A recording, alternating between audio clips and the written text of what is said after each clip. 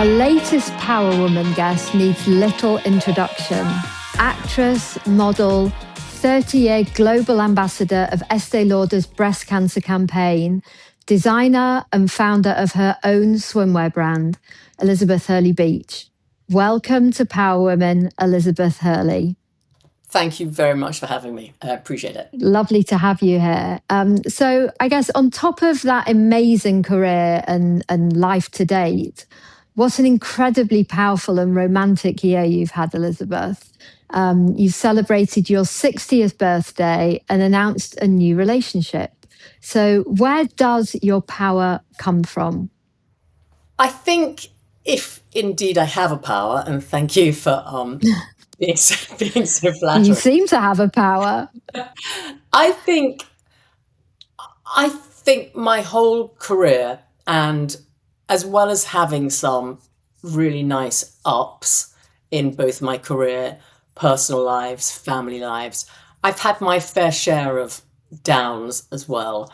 And I learned to accept really early on that whatever goes up is going to come down again. But I've always had a lot of faith that it's going to come back up. And that's in every aspect of my life. So I learned early on, I think, not really to allow myself to feel sorry for myself, really for more than a minute or two at a time, and just to get back on with it and try and go back up. And I think really having support of great family and friends and realizing that nothing else really mattered apart from that, and that whatever awful time you might be going through, and I have been going through sometimes, as long as they're there, nothing's really that bad. And I think really I learned quite early on to appreciate everything that stayed good, even during tougher times. And I think that's really what ends up being one's superpower and keeps you going, knowing that you're always going to get back up. I think that's so true. Like, so many things can go wrong and you can let your body be just wound up by it all and fear and panic. And actually, just to remind yourself that as long as you are healthy and your children and family and friends are healthy, then actually nothing else does matter. It's all irrelevant, because until you have not got that one attribute that you had, which was health, then everything else kind of falls by the wayside as well. I know that helps me when I just think, oh, how am I going to get through it? So, you're so right in terms of this whole theory of balance, and the virtue of life is that it's a balance, everything's a balance. I think it is. And I think having love, not necessarily romantic love, family love, sibling love, friends love, all that stuff has always really helped me. And I think also not realizing, when you put things in perspective, that our career, which means so much to us, it's how we put bread and milk on the table. Of course, our career means a lot to us. It's important, but not ever letting us think that means more than looking after your mom and spending time for your sister. And of course, if you've got kids, putting them first all the time, then everything else to me, sorts of gets its own pace and its own importance. I remember when my dad died, and I was only 29 when he died, an awful lot of things fell into perspective then. Things that I thought were so vital and important, and you actually think, they're not. Nothing really matters as much as that. And sometimes when something big and not particularly nice happens to you, it can actually take the weight of the world off your shoulders, because you realize that the things we worry about don't matter, actually, long term. They don't really matter very much. They're fun to work on, they're good to work on, but that's actually not what's in our heart. No, it's not what fuels us. I guess moving on from that, what's the most powerful decision that you've ever made? Well, I suppose I suppose having my son was a very big deal for me. I wasn't married and I was single. I was by myself really. And I think knowing that that was going to be the best thing I could ever do and feeling so confident about that and not wavering ever, even though it didn't look that way to a lot of other people. I think that's really when I realized we can really make any choice we want and make it work, even if everybody else thinks we're crazy. And I think that's really when I realized that we can do anything. Guess it's like the ultimate power of your body. Yeah. It's your body that is creating the next generation of Yeah. your And you, being. even if it's going to be tough, you can make things work. Even if you're going to have to work harder, work differently, have different relationships with people, if it's something that you really want, you can go for it and really make it work for you. Listen, it can be tough if you're with somebody and and have a child. It's just tough having a child, full stop. Life's tough. Life's tough. And so I Yeah, think earlier on, you accept that, embrace it, and get in the ring and start fighting for everything. It's yeah. you lose some, you go down, but you're going to get up again. And I think as long as you know that, it's not so bad. And what's the most powerful piece of advice you've ever been given? And who's been the most powerful influence in your life? I think I've been lucky in that I've had quite a few mentors along the way in different parts of my life, career, and relationships and stuff. And I think in a funny sort of way, I've never drunk much alcohol, I've never done drugs, and it's just not been my thing. But as it happens, a lot of my best friends are all in the program. So they all had addiction problems at some stage. Some of them I only met when they were sober, and some of them I didn't. And I think watching them as they go through their daily struggles to stay sober and to be better people, and the mantra that they use that they told me so long ago, which was, to accept that there are some things you can't change, and you really hope for grace to show you the things that you can't change and to accept them and to move on. I think that was a really important lesson that I learned sort of secondhand through them. Really look at things you can't change and accept with grace. And funnily enough, because I've been in the beauty industry for 30 years with Estée Lauder, Yeah. that philosophy really helped me to accept aging, to accept getting more mature. Certainly not to go down without a fight in any way. Accept that, Let's not go down without a yeah, fight. there's no question of going down I without a will fight. never surrender. The white flag is never going to come.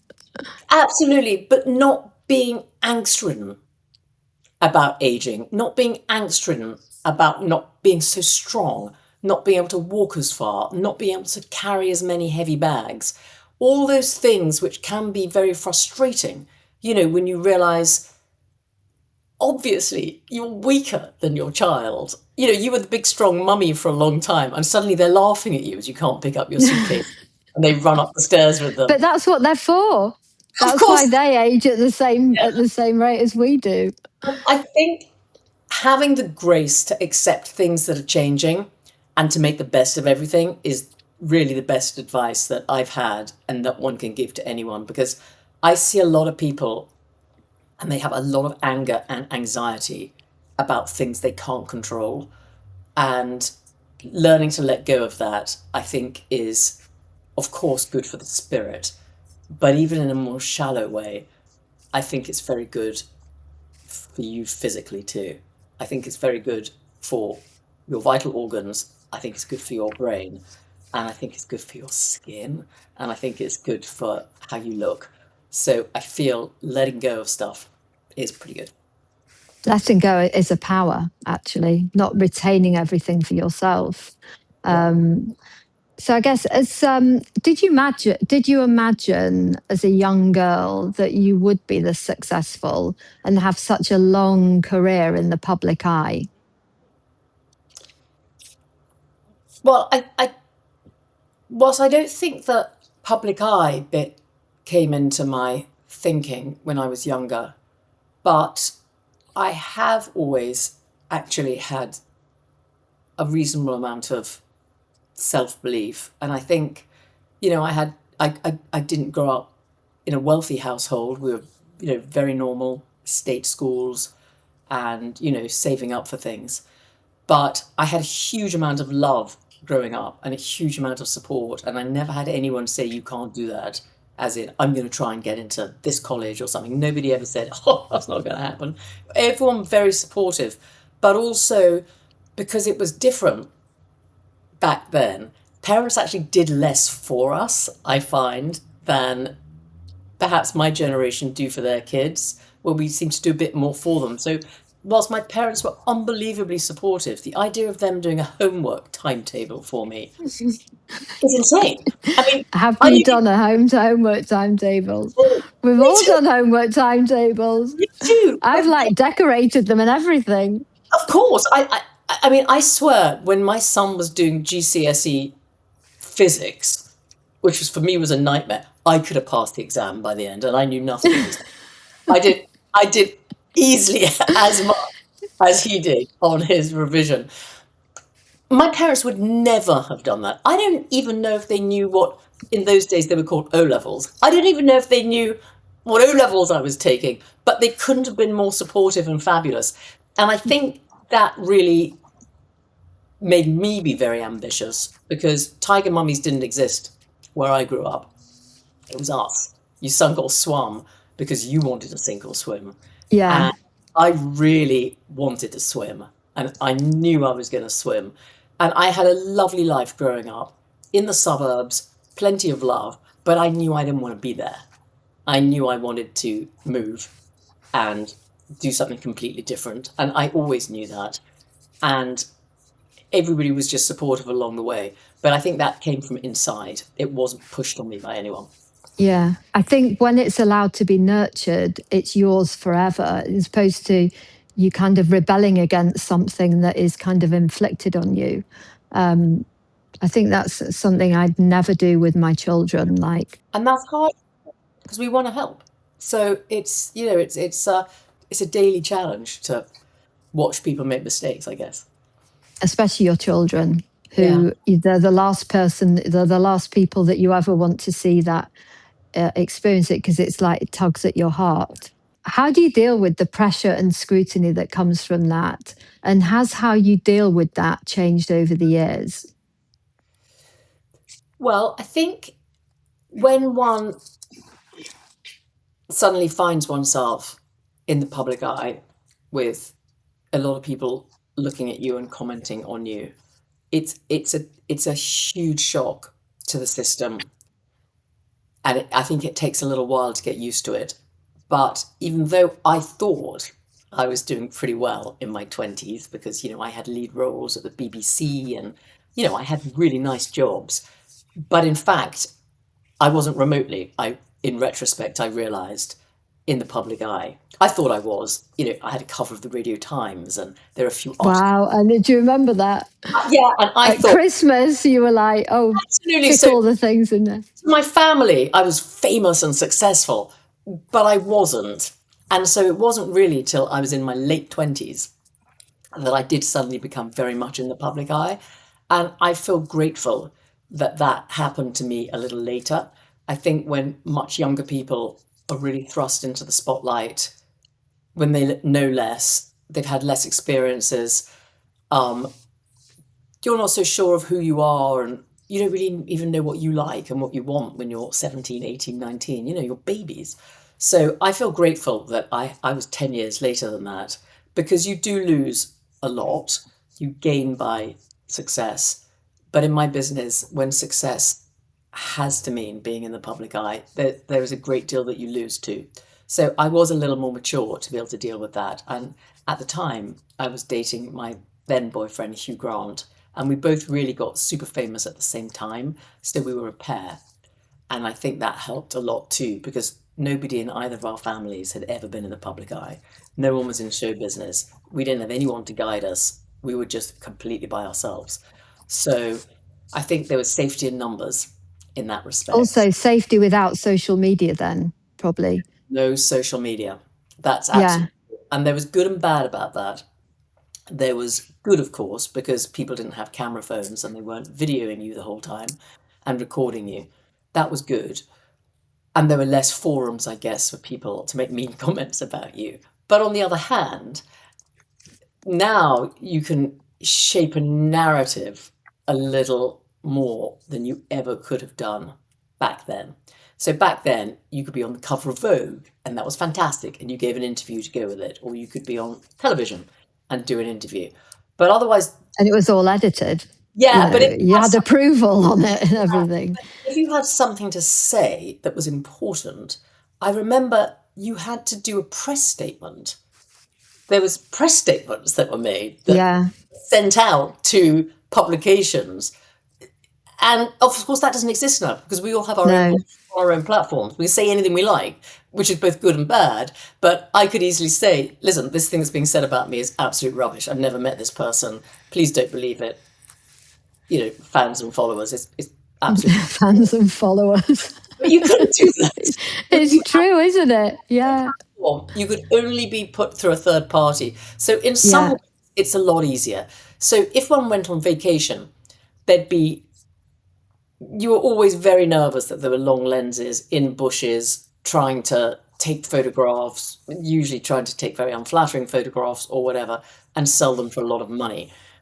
Well, now everybody takes their own pictures on vacation, and you put them on your own Instagram. The value of those pictures there isn't one because we do it ourselves. No. So Yeah. there's a lot fewer people hiding in bushes trying to get a picture of you, scratching your bottom. Because guess what? Because you've got a better one that's already come out. We did it. So it's not all bad. I do understand all the very negative things about certain social media, but I've always found that I can use it. I think for good, and it's been good for my business. And what do you think is the secret to the longevity of your career? I think that the secret to most things is just not losing your nerve and keeping going. It's quite easy to give up. It's quite easy to have had enough, to be beaten down and think, I'm just not doing it anymore. So for me, I think in my business, when people are still out there doing it at my age, it's because they haven't given up, really. And you just keep fighting. So I think probably it's just really a want and a determination that keeps you going. But I guess on the flip side, if people didn't like you, which they obviously do, you wouldn't have been. That would have been the end, So obviously, people like you, and they want to keep on seeing you, which is Well, which is another factor. I mean, yes, There's plenty of people that want a long career that haven't had a long career.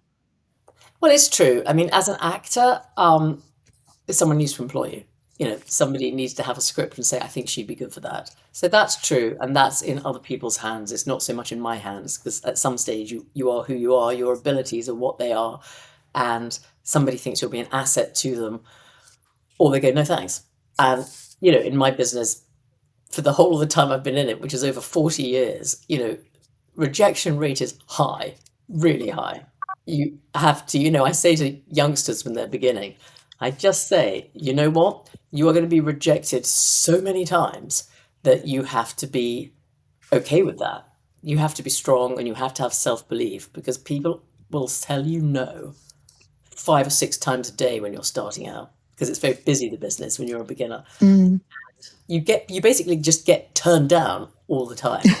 I was never a beginner model because I was an actress, but for models it's even worse. They can walk in the door and someone says no. Yeah. And it's I don't know how people deal with that. That must be Well, most people can't. And that's the whole point, that most people can't. And in some ways you say most people shouldn't. because it's tough for people to say no all the time. No, no, no. People say no to Yeah. me sometimes still now. I mean, it doesn't stop, and you have to take it in your stride. And I produced a couple of movies some time ago now, and we had a lot of excellent actors come in to read for parts. And obviously, they didn't all get them. And that really helped me deal with all the rejection, which I'd always got and have continued to get, because it wasn't personal. Yeah. We interviewed some really great actors, but they still didn't get the job because they just weren't who we had in our heads for that part. And that was the only reason they didn't get the job. It didn't mean they weren't brilliant, fabulous. We would gag to work with them in another circumstance. They just weren't right for that. And that is really what it all comes down to in my business and then in modeling. You know, you just the people have to know that you're going to reach the people that are going to be influenced by them to want that product. And I'm really lucky with the Estée Lauder companies that, I've been with them for 30 years now, and I resonated with an audience that wanted to hear my Have just voice. grown up with you. Yeah, They've just kind of grown. and that's luck in a way, finding your audience in that respect. There would have been a lot of companies I wouldn't have been right for, but I was right for them. So Yeah. again, that's perseverance and resilience and not taking it too personally and getting up, brushing yourself off, going back into the fray. We know that you are Oh a yeah, fan of the Lyma laser. Um, yes. I've Oh, got my excuse me. Lyma laser. I always have my Lyma laser. Like every time I'm just on a seat, not doing anything, I just do this. Spend my whole days doing this.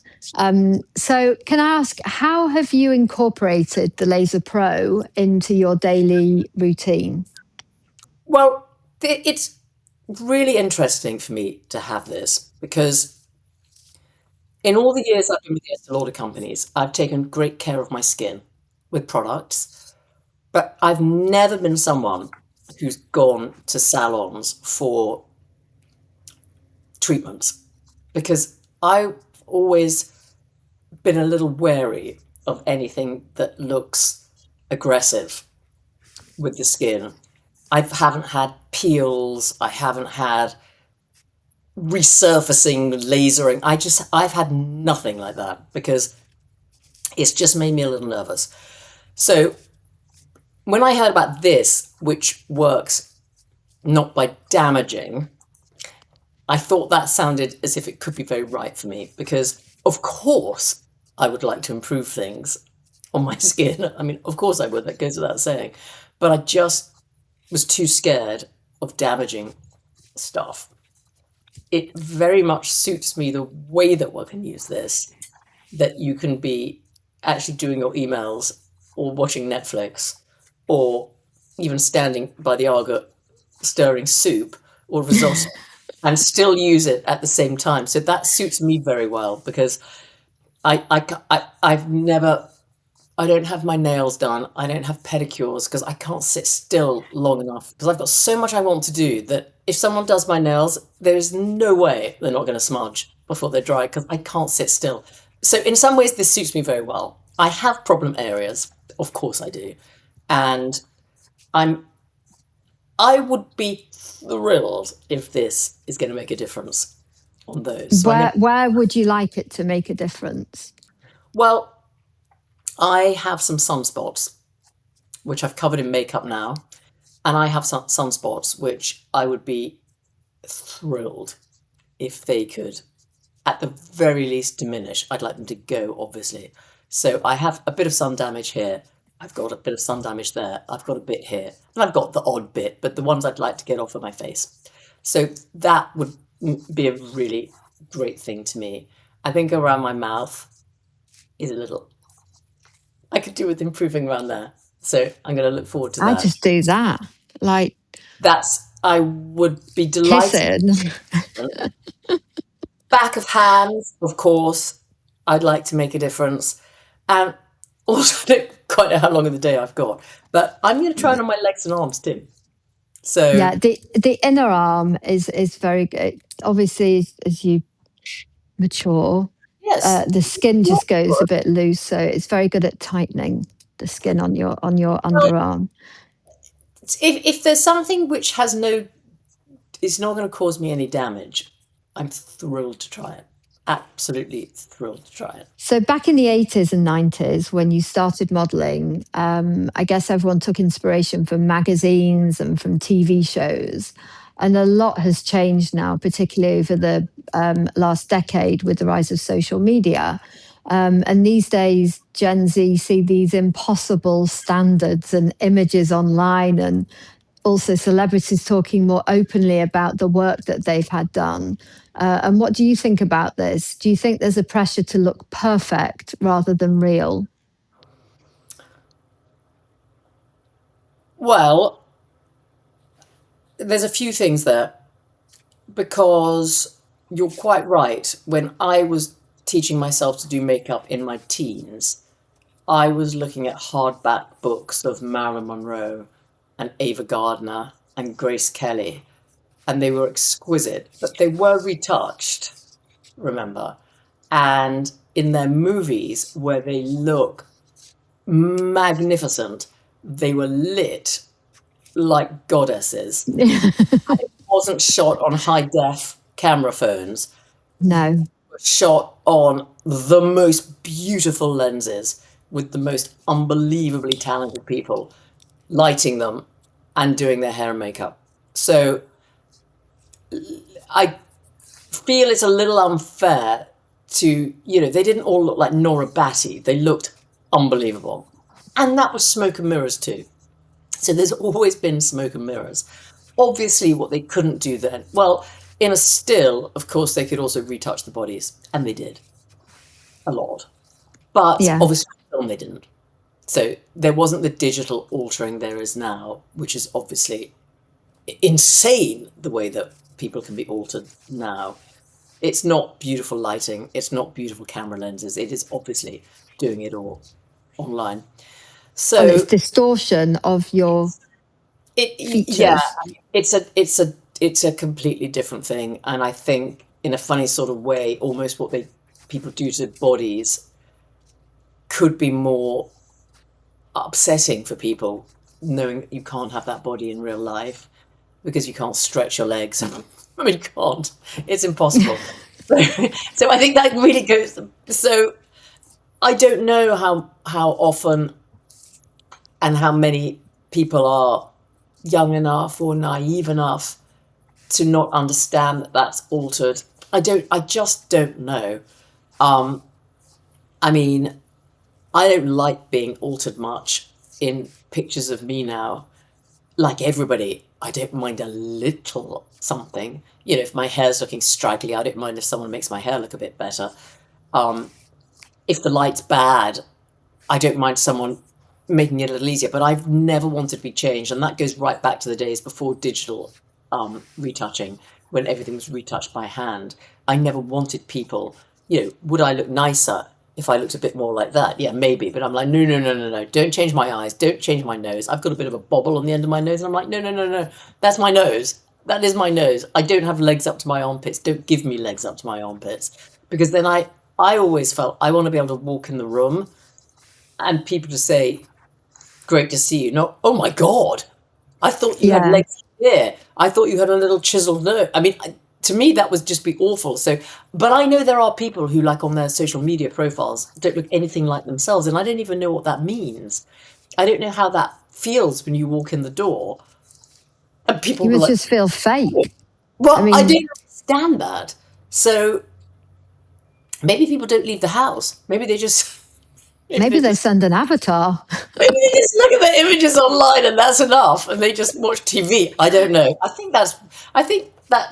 think part of embracing who we are is understanding that we're not perfect. We're not perfect, and we're going to do the best we can. We're going to stay in shape. We're going to do exercise. We're going to look after our skin. Maybe we're going to save up for a laser. We're going to do all these things, but we are us. It's who we are. So... yeah, I think it can be very challenging to invent a cyber image of oneself which you can't live up to. think there's something so precious and so powerful about being able to feel, though, like that's what makes us special as humans, as opposed to just a robot that has got everything, can do everything perfectly, but can't feel. So let's be happy for the feelings. Yeah, Um, definitely. so Definitely. what do you do every day to give you power? How do you power yourself up? Uh, well, I find the best way that I feel at my most energized and able, and I have the most mental clarity is for me when I'm really in the countryside or somewhere with nature. I don't thrive being in a city for too long because I need to get outside and I really need to feel the wind in my hair. I don't care if it's rain or sun. I don't actually like the sun very much. I don't mind what the weather's like, but I need to get outside. And I feel, without sounding too, I'm not very woo woo at all, but Sound like hug a tree, Elizabeth. Hug a tree. I'm not. I don't follow zodiacs or have crystals Yeah. and triangles everywhere. I don't do anything like that at all. But I do feel really restored by nature. So for me, I would say that's what I need. So I'm in Los Angeles now, and it's a city-ish. It's like a country city in LA because it's not built up like New York or London. But I go out for long hikes every day, and I really need that. And then I feel great. And we found this place to walk where there's birds of prey because I'm obsessed with birds of Oh, prey. wow. So I take my binoculars, and they're unbelievable. And I feel like I could really do a great deal when I get back from those walks. Whereas before I'm feeling a bit sluggish and sorry for myself. So for me it's nature and it's moving and it's being active. For some people I guess that's going to the gym or something. That doesn't do it for me.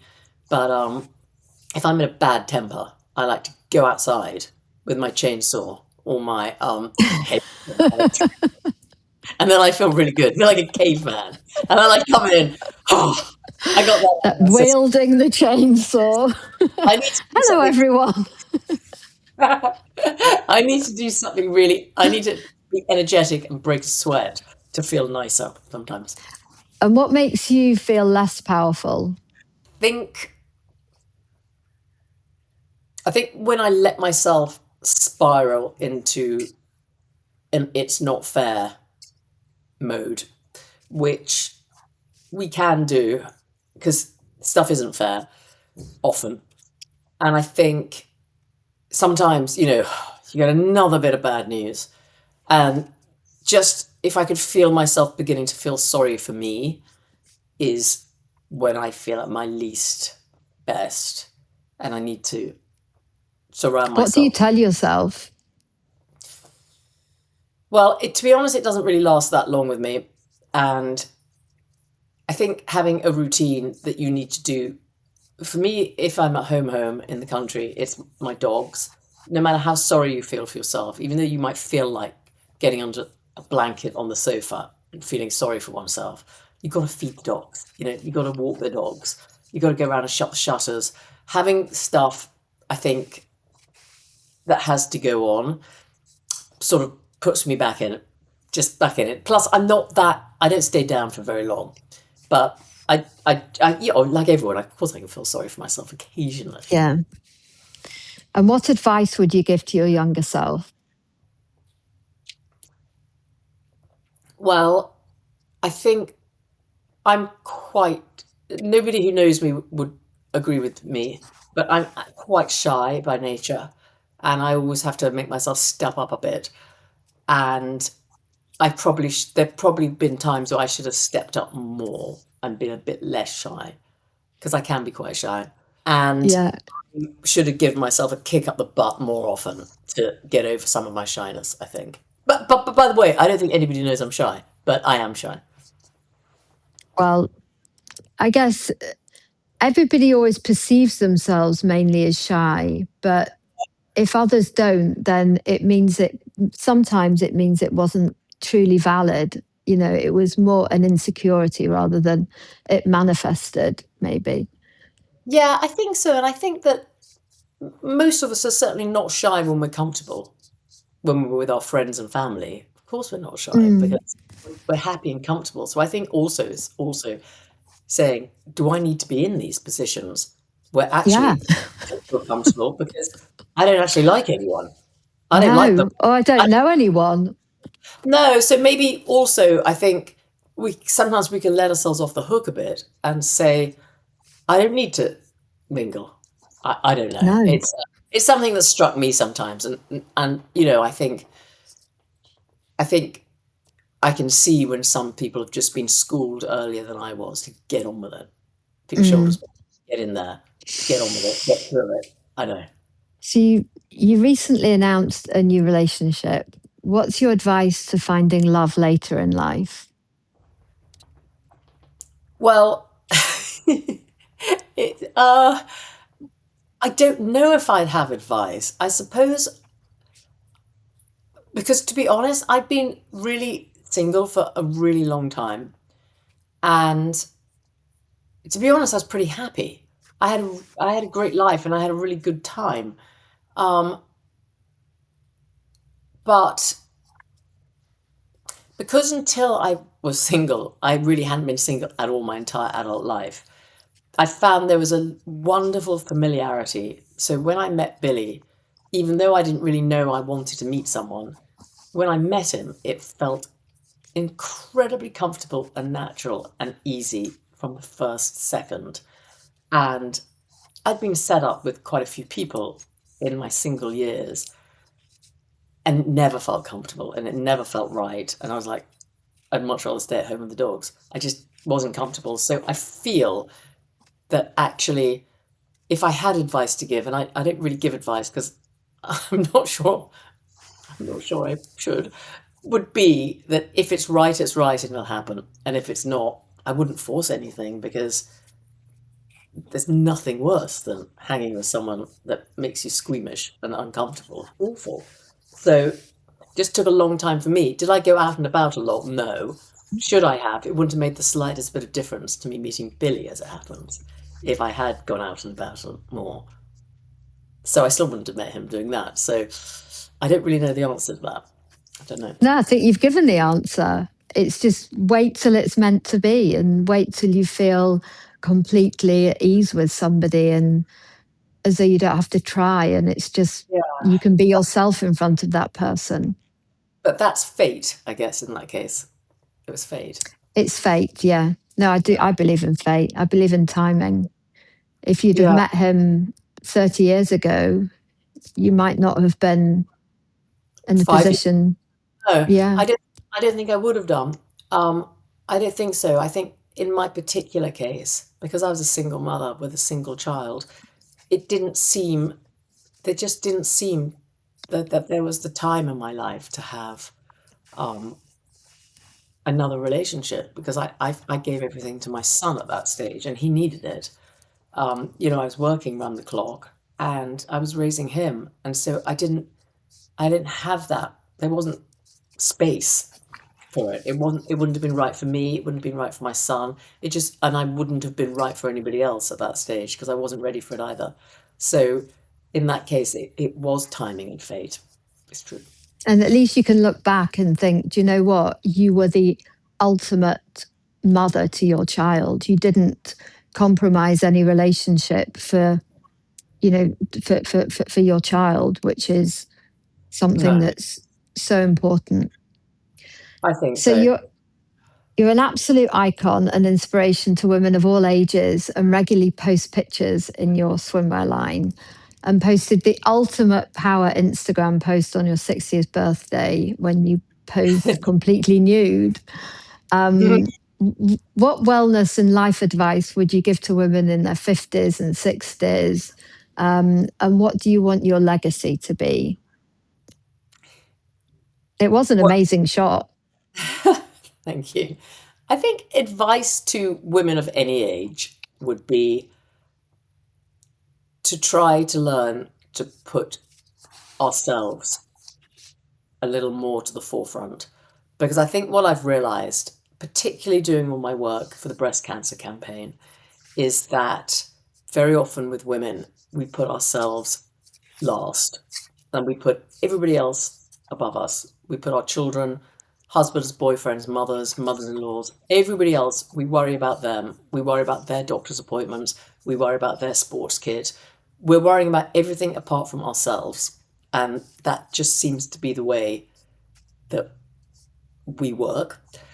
But it's a real thing to realize that if we are the caretakers of the world and we don't take care of ourselves, we won't be there to take care of anybody else. So I've really learned through working with, for example, the breast cancer campaign, that we have to take a little time to take care of ourselves. So with the breast cancer campaign, we say to women, you must familiarize yourself with your breasts and you must self-check, because you have to know when to go to the doctor because something feels different, looks different. Because with younger women in particular, when they're not having regular screenings, that is the only way you're going to know if there's a change. So that's the sort of self-care thing that I've realized is really important. The fact that people say to us the whole time, oh, you must calm down, de-stress, which of course, for me, makes me more stressed. I get stressed if people How do you do that? If I you're know it's stressed, it's very difficult. no, but a very interesting test was done by one of the research scientists that we work with. This was with women having chemotherapy, and they found that if cortisol, which is the stress hormone, was Yeah. present in the when people were having chemotherapy, the drugs were less effective Wow. because yeah, cortisol and stress. It's not just magazines going, "Oh, you got to calm down." It actually could save our lives to calm down and de-stress. So therefore, I think women need to know that they are allowed to shut themselves in the bathroom and have a half-hour soak in the bath and relax. So I would say to women, be a little kinder to yourself. It's not being self-indulgent. It's not being shallow to take a little time for yourself and watch your own health whilst you watch everybody else's around you. I think that's my biggest advice to women. That's a very, very sound piece of advice. We're about to launch our Christmas campaign at Lyma. And this year it's All I Want for Christmas is Youth. So, how do you normally spend your Christmas and what are you wishing for this Christmas? Well, I always spend Christmas in the countryside in Herefordshire, where I live. And because I've got the biggest house out of me and my siblings, everybody always comes to me. So it's a little bit stressful. There's a lot of people there. We eat a lot. We do the typical English thing of pretty much taking 10 days off and doing nothing but eating quality streets and watching TV. I love it, going out with the dogs. So all I want for Christmas this year is that Billy, my new boyfriend, enjoys his first English Christmas and that Oh, integrates. He spent the whole summer with us, but I really hope sometimes it's difficult to be away for the holidays, from your own family. So I'm really hoping that he integrates with us, loves it, enjoys it, doesn't laugh at us for eating so many quality and lying he on the sofa will. He'll go. long. No Americans they don't like British chocolate, so he definitely won't like the Quality Street, which I means know, there's more for your family. I know, and they take 24 hours off for Christmas. They're not used to us taking 10 days off. So No, I, all I want for Christmas is peace and happiness and being relaxed and having a laugh with friends and family. That's what I want. No stress. no. Well, I hope that you get it. Oh, and also Well, what I'm really looking forward to this Christmas is that we managed to beat the squirrels and pick all oh our my walnuts. goodness. So we have all our own walnuts drying, and we picked thousands of apples, which all went off to be juiced. So I'm going to have hundreds of bottles of my homemade apple juice, and that is Wow. yeah, What can you do? Can you freeze it? apple juice. No, well they last for a year to Oh, drink, wow. and there's no sugar, there's no nothing in them. They're just absolutely perfect, organic, grown on my own trees, and they just make lovely gifts as well. If you go somewhere for supper or for dinner, how nice to give homemade apple juice, right? Wow. Well, Thank you so much for speaking to us today. Honestly, you are such a legend. You're just beautiful and organized. So thank you so much for speaking to us today. Thank you for joining us, and wishing you a wishing you a lovely rest of your trip in LA, and a really amazing time over Christmas. Well, thank you very much, and I look forward to meeting you in person. And thank you for having me, and for letting me drone on about my very boring bird watching. Thank you so much, Liz.